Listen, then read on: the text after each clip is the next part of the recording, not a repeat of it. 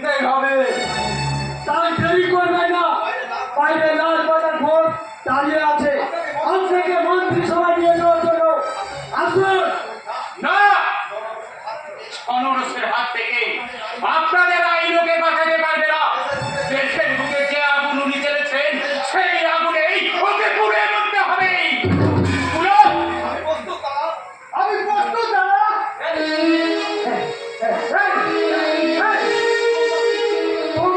তোমরা শিক্ষিত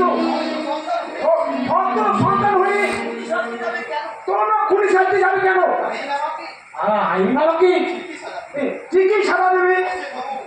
অসীম বাবু ওই কাজ করবেন না। আপনার বাবার খুনের যে তদন্ত করেছি তাতে ওনার ফাঁসি অনিবার্য।